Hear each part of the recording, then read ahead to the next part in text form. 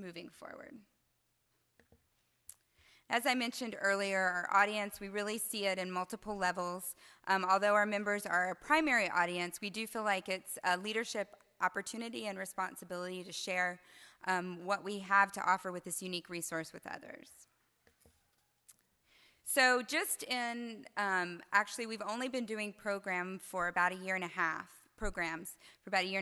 and already we served more than 2,000 participants with over 40 programs. And the way that we do this, we have one-time programs, like we have a partnership with AAM, the American Association of Museums, where we share their webinars. How many of you have participated in a webinar program from some organization? Ready? Okay, a number of you. Well, it's great to gather a group around, and what we do is we gather a group, we watch it together, and then we bring in sort of a local expert who can sort of complement and continue the discussion or the activity. You can see in the top, we were doing a disaster preparedness webinar, and we have a wonderful resource called the Balboa Art Conservation Center that's in our community. They came over and we did hands-on salvaging with a big tub full of artwork and books submerged in muddy water and practice salvaging it from that. And then other times it may just be discussion. We also offer some series of programs that go more in depth, like we had 20 people from 11 different institutions come together to learn about grant writing. They went through the process together over a 6-month period. And then we have something new that's all of this is new, but a level we call our transformative, which really goes beyond sort of traditional models of professional development programming. In all of these, the 3 sort of pillars that we look for are shared practice, having opportunity to share your learning with others, reflective practice, really getting us to stop and think about what we're doing, and applied practice to make sure that, it's dovetailing with what you're already trying to achieve. So what I'd like to tell you about is our transformative program that began last March. And it is one of those things, as I've described it, if you've ever been hiking or skiing and you go to a mountain and you see the top, you're like, great, I'm going for that, and then I'm going to ski or hike or bike, whatever. You get to the top, and then there's a whole nother peak that you didn't even know existed. Like, oh, I've got to get to that one too, so on and so forth. That's kind of how this program has been. We've been learning as we've been going, and it's sort of mushroomed. But in the partnership strategic plan, as you've heard, is creating better visitor experiences. As you all know from many reports, arts participation is on the decline and has been for quite some time. We also have a centennial celebration coming up in Balboa Park in 2015, and there's a lot of talk about transforming our institutions, and particularly with regard to audience experience. But we need some baseline data, going back to what Joan was talking about earlier today. What is the data we can start from to know where we are, to know where we want to move? So what we did is 13 of our museums elected to participate. They sent 20 staff among them, some in teams of 2 and 1, that crossed functions across the institutions. We had people from education, marketing, development, 2 deputy directors, a store manager. It really was a diverse group that have been working with a professional evaluator, Mariana Adams, to learn the methods of audience survey. It is one of the easiest things to do is to develop and distribute a survey, but it's one of the hardest things to do well. If you're really going to choose the right questions, know what you want to know, and develop something that you can use that data, it actually takes a lot of work. And from March through May, our participants in the class developed and tested this survey instrument.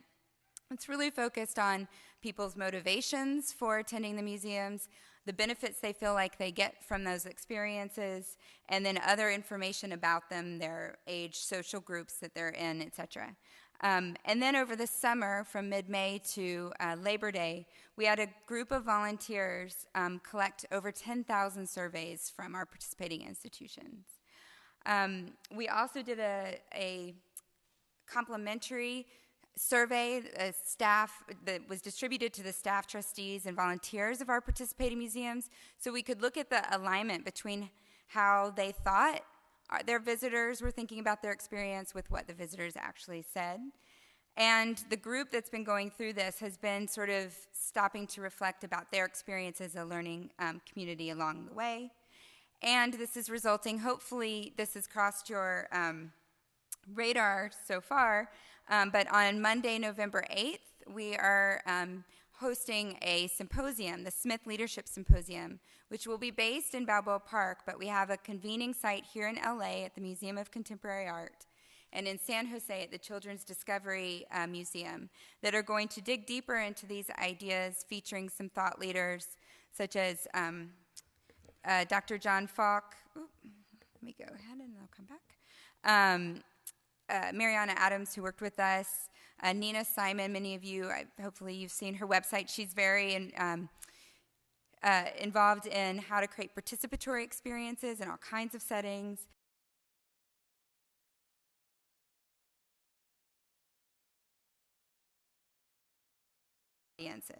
So we're going to set some of the theoretical groundwork. We're going to share the results of our study, and then there's going to be an opportunity to dig deeper into those ideas. We're doing this all through web interactive technology plus in-person on-site learning. And I hope that you all will join us. It's going to be a pretty dynamic day, and it's a big experiment. It's a big learning experiment that came out of this professional development opportunity, and hopefully it's going to work. So going back to the Smith Symposium, I had something that didn't come up. Gave you the information about that, and just, want to share this, how these things can grow. This professional development opportunity was collaborative learning among several institutions. Well, now it's become collaborative learning among several professional development organizations. So the Smith Symposium is actually where it's being produced by this group of us, and many of you hopefully are familiar with these organizations, who we realized we're all thinking about the same things and interested in some of the same speakers. Why don't we just do something together instead of everybody trying to recreate the wheel? And that's really the purpose of having this sort of distributed professional development learning network opportunity with the symposium. So I just want to emphasize my experience with the Learning Institute is that this idea, it started with a very practical idea of it's expensive to send a lot of people out to training, to conferences, to workshops, what have you. And our community said, why don't we bring the learning here? But it's evolved so much from that as people have gotten involved, as they've found a way to sort of achieve some of their work goals through the process of learning and through the process of learning with their colleagues. And I just want to share with you something that one of our directors said last year that was just like, okay, yeah, that's what it is. And every day it's sort of growing. So what may seem like something simple that you can engage in really could lead to something that you had no idea it would.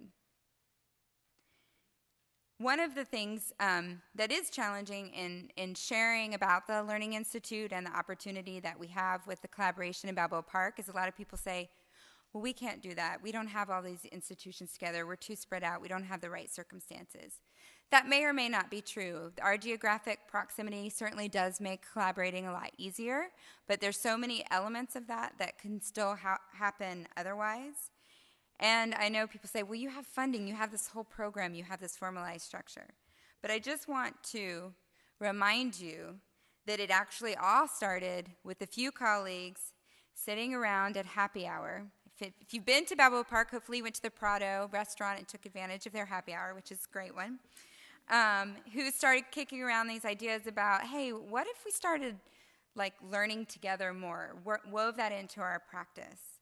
And it led to and it led to the directors being like, that's very practical. It's very, good savings. And then to this idea of pursuing grant funding, and it's led to everything that has happened to where we are now. So it really all just starts with an idea.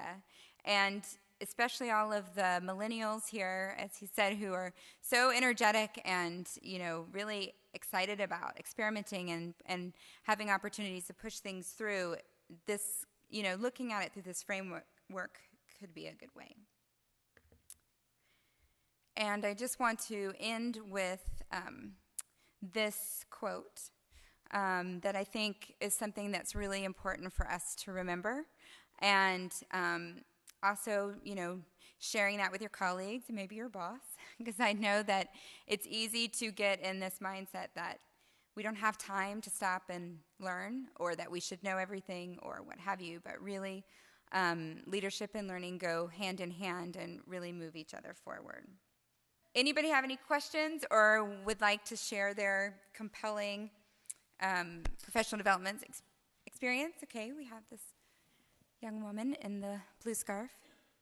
Hi. You had talked about the survey instruments and creating those, and that it took really, 6 months of 20 people coming together to develop this one survey. And I understand that that was, a pretty in-depth survey. But my question is, can you share some of those resources that you were using to develop that survey? Because I think a lot of us, even from hearing earlier about how important SurveyMonkey is and knowing what your audience wants, well, what do we need to be asking ourselves to even develop the survey? Okay, that's great. This is like a quick and dirty tutorial from this experience. But really, what we did. The first thing that what I really love, and Mariana Adams is an amazing resource, and her organization is called Audience Focus Incorporated, and they have a website. I don't have her contact information right now, but I can put you in touch. She loves teaching about this, and so I'm sure she would be happy to talk with you further. But she always asks, start with what do we want to know, and what are we going to do with that? We collect a lot of information very often, and I'm sure you've all seen it. One of our participants was saying the other day, I'm embarrassed because I know in my office there's a shelf where there's like 5 different studies that we did, surveys, and no, we don't do anything with it. So really thinking ahead to what do we think we're going to do with this information? How are we going to make change with it? The focus of our survey was a little bit different. Instead of, very often in more traditional surveys, institutions are saying, tell us about us. Did you like us? How did we do? Did we meet your satisfaction? And Mariana often says it's like that nagging girlfriend or boyfriend who's like, do you love me? Do you love me? What can I do better? What can I do better? I had somebody once say, where is that nagging girlfriend or boyfriend? I'd like to meet them. Anyway, instead of saying, tell us about us, the point of our survey was tell us about you. What motivated you to come here today? What benefits do you think you got out of this? And we started with 35 benefit statements. And our colleagues worked together to sort of whittle down which are the ones we think are the most important. And they did manage to whittle down to 11. And these were things like, I experienced awe and wonder. This stimulated my curiosity. This changed my perspective on things. I felt I had a comfortable and accessible experience. There are these different benefit statements that they decided were most important, and really surprisingly, they came to consensus to that very much more quickly. So they went through the process of what do we want to know, what are we going to do with that, then sort of working with that, testing that. What we did was, this is a great activity, and I highly recommend it for any, whether you're developing a survey or whatever. We took these benefit statements out in cards, and we had the numbers rated, 1 to 4. And as visitors were leaving, we asked them to rate these benefit statements for how much, the degree to which these things had happened. Just the act of having cards instead of, here, will you fill out another survey, really engaged people. And then we had conversations with them about what's from your high column and your low column. And just in listening to that, we notated the conversation. We were able to track, were they on target with what we were asking? That's the other big thing about surveys, is the validity, is knowing that the questions that you're asking, people are reading them the way that you think they are. So you need to be, practicing them by, strangers, visitors, colleagues, to see those things. So what do we want to know? Why? How are we going to make change with this? Or if we put these out there, is this what people are actually going to be reading? Those are some of the things to think through. And we met for 4 hours, 2 days a month, and carried this out over several months. And they really found a lot of value just in that formulation process.